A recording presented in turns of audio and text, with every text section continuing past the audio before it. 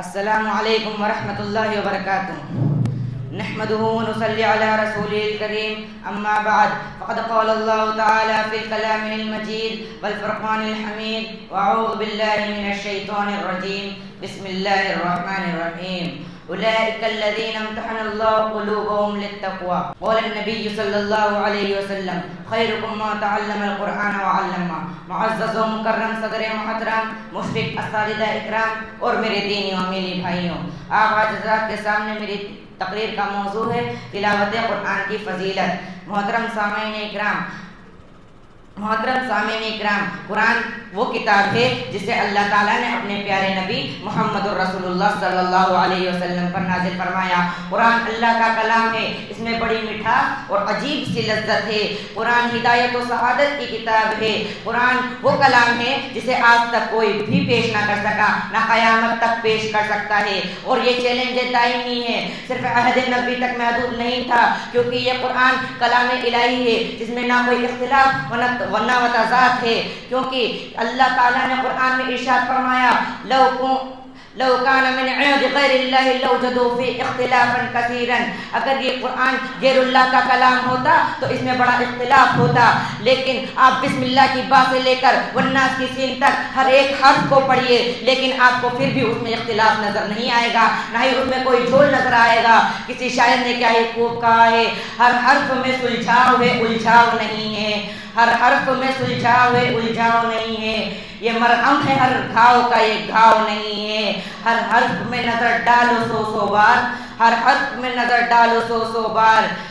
قرآن کے احکام میں ٹکراؤ نہیں ہے. محترم سامعین اکرام، جیسا کہ ہم اللہ سے محبت کرتے ہیں اور اپنے آپ کو مسلمان کہتے اور دوسروں سے کہلواتے ہیں، اللہ کی ذات پر بھروسہ رکھتے ہیں، اللہ سے محبت کرتے ہیں، اسی طرح ہمیں اللہ کی صفات سے بھی محبت کرنی ہوگی. اور قرآن کریم اللہ کی صفاتوں میں سے ایک اہم صفات ہے جس سے ہمیں محبت کرنا ضروری ہے، اللہ کی اور اس پر عمل کرنا ضروری ہے. اور اس سے محبت کا سب سے صحیح تقاضا یہ ہے کہ ہم قرآن کی سب سے زیادہ تلاوت کریں اور اس کے احکاموں پر عمل کریں، اس کی بتائے ہوئے راستے پر چلے. قرآن کا قاری ہوتا ہے وہ دنیا و آخرت میں دونوں میں سب سے افضل ہوتا ہے. جیسے کہ نبی کریم صلی اللہ علیہ وسلم نے ارشاد فرمایا خیرکم من تعلم القرآن وعلمہ. تم میں سب سے بہترین شخص وہ ہے جو قرآن سیکھے اور سکھائے. اللہ کے نبی نے اس وقت بھی قرآن کے حافظوں کی عزت بیان کی ہے.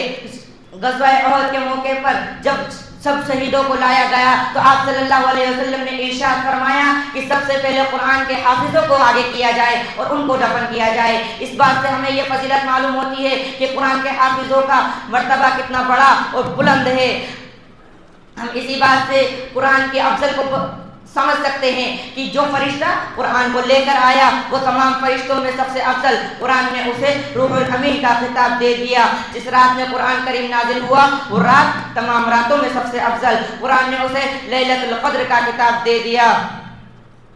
محترم سامعین اکرام، ہم قرآن کو اس بات سے بھی سمجھ سکتے ہیں کہ قرآن وہ چیز ہے جس میں ہر بیماری کا علاج ہے، ہر بیماری کے لیے شفا و دعا ہے. ہم ہر چیز کا علاج قرآن سے کر سکتے ہیں، لیکن آج کل مسلمانوں نے قرآن کو صرف طاقوں کی زینت بنا لیا ہے اور اس کو بے فائدہ سمجھ لیا ہے. آخر میں اللہ رب العالمین سے دعا ہے کہ اللہ رب العالمین ہمیں قرآن کے علم سمجھنے اور اس پر عمل کرنے کی توفیق عطا فرمائے. آمین. وآخر الدعوانا الحمد للہ رب العالمین.